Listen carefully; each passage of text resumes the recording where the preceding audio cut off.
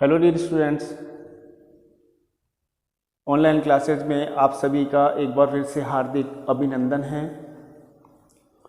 आज हम कक्षा 9 के संस्कृत विषय के सेकंड लेसन के साथ उपस्थित हुए हैं। अपना ये जो लेसन है ये पद्म शास्त्री की रचना विश्व कथा शतकम नामक रचना से लिया गया है। पाठ का नाम है स्वर्ण काकः है, यानी कि सोने का कौवा। इस पाठ में लालच के दुष्परिणाम और त्याग के सुपरिणाम का वर्णन किया गया है। पाठ की तरफ चलने से पहले मैं सरल शब्दों में आपको इस कहानी का सार बता देता हूँ। किसी गांव में एक वृद्ध निर्धन स्त्री रहती थी। उसके एक पुत्री थी। एक बार निर्धन माता ने थाली में कुछ चावलों के दाने रखकर धूप में रखे और पुत्री को आदेश दिया कि पक्षियों से इन चावलों की रक्षा करना। माता के आदेश का पालन करते हुए जब वो बालिका उन चावलों की पक्षियों से रक्षा कर रही थी, तभी एक विचित्र कौवा उड़कर उन चावलों के दानों के पास आ जाता है और हंसते हुए उन चावलों को खाने लगता है। तो इस प्रकार के सोने के पंखों वाले और चांदी की चोंच वाले उस कौवे को देखकर वो बालिका डर जाती है और उससे प्रार्थना करती है कि मैं एक निर्धन माता की पुत्री हूँ, तो मेरे इन चावलों को तुम मत खाओ। तो कौवा उसे सांत्वना देता है और कहता है कि मैं तुम्हारे इन चावलों का मूल्य दूंगा, इसलिए तुम कल गांव के बाहर स्थित उस पीपल के पेड़ के पास आ जाना। रात्रि में वह बालिका उत्सुकतावश नींद भी नहीं ले सकी, क्योंकि उसे अगले दिन जाकर उन चावलों का मूल्य प्राप्त करना था। बालिका जैसे ही पीपल के वृक्ष के पास पहुंची, कौवा नींद से उठा और कन्या को उस वृक्ष पर, उस पीपल के पेड़ पर ऊपर आने के लिए 3 ऑप्शन रखे कि बोलो बालिका, तुम सोने, चांदी या तांबे की बनी हुई सीढ़ी से ऊपर आओगी। मतलब इन तीनों सीढ़ियों में से तुम किस सीढ़ी से ऊपर आओगी? तो निर्धन बालिका ने जवाब दिया कि मैं एक निर्धन माता की पुत्री हूँ, तांबे की सीढ़ी से ही इस वृक्ष पर आ जाऊँगी। वृक्ष पर पहुँचती है तो उस कौवे के घर में चित्र विचित्र वस्तुओं को देखकर आश्चर्यचकित हो जाती है। कुछ देर बाद वो कौवा उसके सामने फिर ऑप्शन रखता है कि बालिका, तुम्हें भूख लगी होगी, बोलो सोने, चांदी या तांबे की थाली में से कौन सी थाली में तुम भोजन करना पसंद करोगी? फिर वो बालिका सोने और चांदी की थाली को ठुकराकर तांबे की थाली में भोजन करने की इच्छा जाहिर करती है, किंतु कौवा उसे सोने की थाली में भोजन करने के लिए देता है। भोजन करने के उपरांत चावलों के मूल्य के रूप में उसके सामने 3 बड़े संदूक रखता है। 3 संदूक रखता है। उन संदूकों में से सबसे छोटे संदूक को ग्रहण करके बालिका कहती है कि मेरे चावलों का इतना ही मूल्य था। तो घर पे जाकर जब वो बालिका संदूक को खोलती है, देखती है, तो उसमें बेशकीमती हीरे उसे प्राप्त होते हैं। उन हीरों से उनका जो सामाजिक स्तर है वो सुधर जाता है और वो अमीर बन जाते हैं। इसी बात का पता उसी गांव में रहने वाली किसी अन्य लोभी और लालची स्त्री को चलता है। वो भी अपनी पुत्री को ठीक उसी प्रकार से चावलों के दाने रखकर आदेश देती है। ठीक उसी प्रकार कौवा वहां आता है और उसे भी उसी प्रकार से गांव के बाहर आकर उन चावलों का मूल्य प्राप्त करने के लिए कहता है। बालिका सुबह पीपल के वृक्ष के पास पहुंचती है। कौवा फिर उसे 3 ऑप्शन देता है। उसे भी 3 ऑप्शन देता है कि तीनों प्रकार की सीढ़ियों में से तुम कौन सी सीढ़ी से ऊपर आओगी, क्योंकि बालिका के मन में लोभ और लालच चरम सीमा पर था।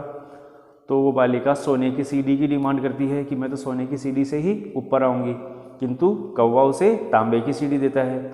ठीक उसी प्रकार से भोजन परोसकर तीनों थालियों का विकल्प देता है। बालिका फिर से सोने की थाली का विकल्प चुनती है, लेकिन कौवा उसे तांबे की थाली में भोजन परोसता है। ठीक उसी प्रकार चावलों के मूल्य के रूप में 3 संदूक सामने रखता है, तो सबसे बड़े संदूक को वो ग्रहण करती है और प्रसन्नतापूर्वक जब घर पहुंचती है तो जैसे ही बॉक्स को खोलती है उसमें उसको एक काला सांप दिखाई देता है।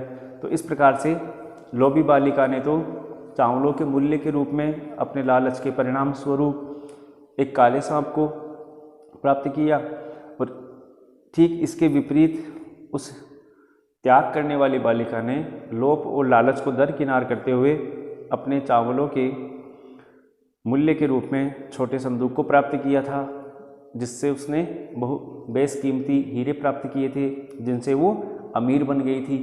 तो कुल मिलाकर इस पाठ में लालच के दुष्परिणाम और त्याग के सुपरिणाम का वर्णन किया गया है।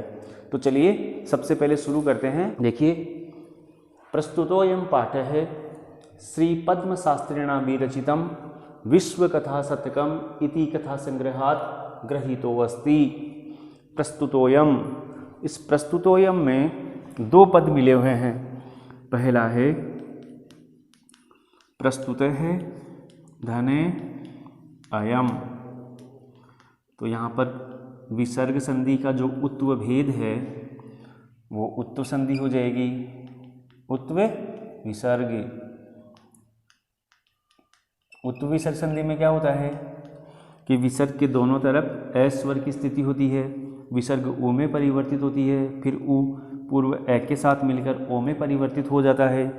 ओ होने के बाद सामने वाले ए के स्थान पर अवग्रह चिन्ह हो जाता है।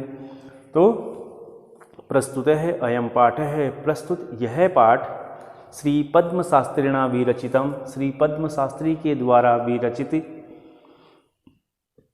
विश्व कथा शतकम इति, विश्व कथा शतकम नामक कथा संग्रहात्, कथा संग्रह से गृहीतोऽस्ति।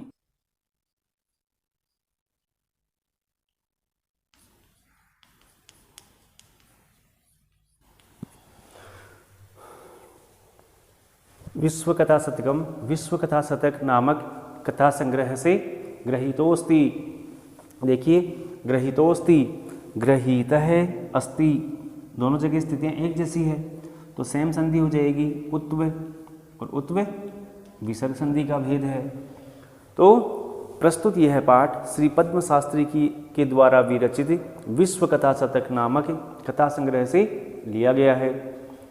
अत्र यहाँ पर विविध राष्ट्रेषु, विभिन्न राष्ट्रों में, अलग अलग राष्ट्रों में व्याप्ता नाम, व्याप्त शतम लोक कथा नाम, 100 लोक कथाओं का वर्णनम विद्यते, वर्णन प्राप्त होता है। मतलब पद्म शास्त्री के द्वारा विरचित जो विश्व कथा शतकम नामक ये जो रचना है, इस रचना में विभिन्न राष्ट्रों में व्याप्त 100 लोक कथाओं का वर्णन किया गया है। ऐसा कथा, यह कथा, ऐसा जो है ना, ये एतत् शब्द का रूप है, स्त्रीलिंग का रूप है, प्रथमा विभक्ति का एक वचन है। तो यह कथा वर्मा या वर्म म्यांमार देश की श्रेष्ठ लोक कथा है। मतलब जो आप पढ़ने जा रहे हो ना, ये म्यांमार देश की एक श्रेष्ठ लोक कथा है।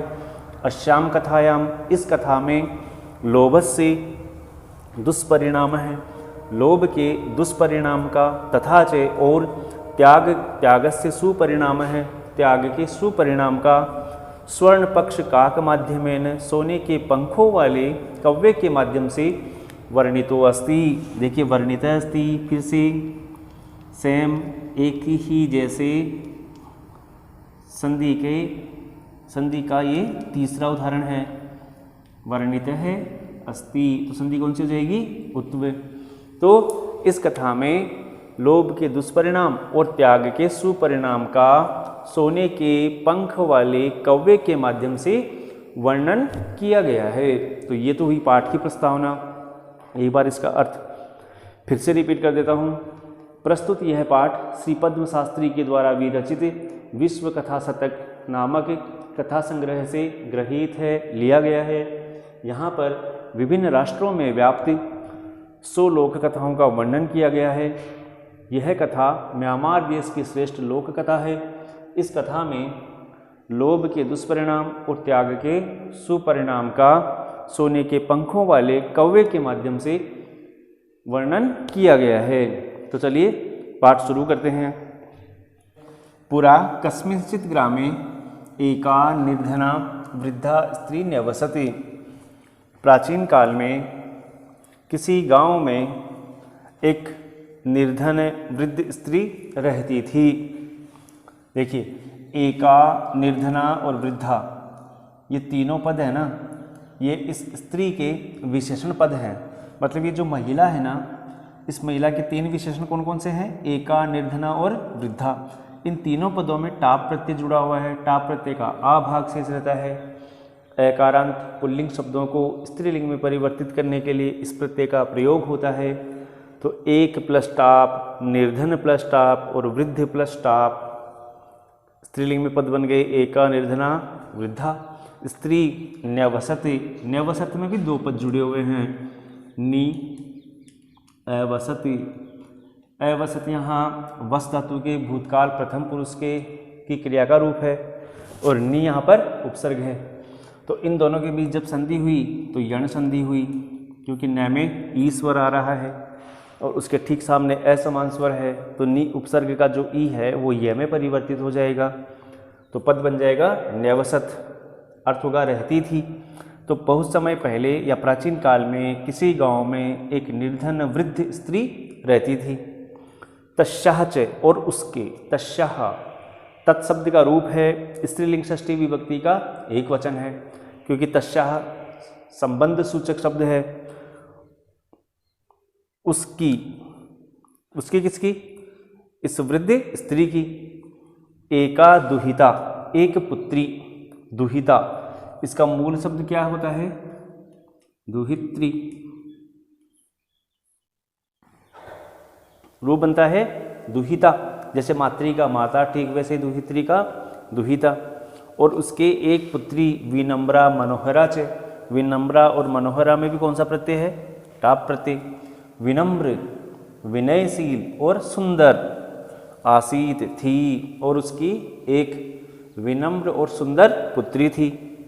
एकदा, एक बार, माता ने स्थाल्याम, थाली में, तंडुलान, चावलों को, तंडुलान द्वितीय विभक्ति के बहुवचन का रूप है, तो ये कर्म पद हुआ। एक बार माता ने, माता इस सेंटेंस का कर्ता है, तो एक बार माता ने थाली में चावलों को निक्षिप्य रखकर, निक्षिप्य की बात करें ना तो नी उपसर्ग है, क्षिप धातु है और प्रत्यय कौन सा है? लप। वैसे क्षिप का शाब्दिक अर्थ फेंकना होता है, किंतु नी उपसर्ग जुड़ने के कारण अर्थ में विशिष्टता आई और यहाँ फेंकने की बजाय अर्थ हुआ इसका रखकर। निक्षिप्य रखकर पुत्रीम आदिशत, पुत्री को आदेश दिया। एक बार माता ने थाली में चावलों को रखकर पुत्री को आदेश दिया। आपने कारक पढ़े हैं बहुत अच्छे से, तो उन कारकों का परिचय देखिए इनमें। अगर आपने ध्यान से पढ़े हैं तो प्रत्येक शब्द को आप बड़ी आसानी से समझ सकते हो। एकदा, एक बार, माता इसका कर्ता है। स्थाल्याम, थाली में, थाली में तो मैं पे पर अधिकरण, ये इसका आधार है, तो अधिकरण यहाँ सप्तमी विभक्ति हुई है। तंडुलान, चावलों को, कर्ता ने कर्म को, तो ये कर्म पद हुआ। निक्षिप्य यहाँ क्रिया का रूप है, मतलब एक कर्ता के द्वारा जब दो क्रिया की जाए तो पहले संपन्न हुई क्रिया के साथ कर या कर के अर्थ में अगर धातु से पहले उपसर्ग हो तो ल्यप प्रत्यय का प्रयोग होता है, और धातु से पहले उपसर्ग के अभाव में कर या कर के अर्थ में कत्वा प्रत्यय का प्रयोग होता है। तो निक्षिप्य रखकर पुत्रीम, पुत्री को, आदिशत, आदेश दिया। आदिशत किसको आदेश दिया? पुत्री को। पहले चावलों को रखा और फिर पुत्री को आदेश दिया। तो आदिशत यहाँ क्रियापद हुआ, तो उस क्रियापद की कर्ता कौन हुई? माता हुई। फिर है सूर्यातपे। सूर्यातपे, इसमें दो पद जुड़े हुए हैं। पहला है सूर्य प्लस आतपे, कौन सी संधि हो जाएगी? दीर्घ, और समान स्वरों को दीर्घ होता है। सूर्य के यम में अ स्वर है, ठीक सामने आ रहा है, तो अ और आ मिलकर आ में परिवर्तित हो जाएंगे, दीर्घ संधि हो जाएगी।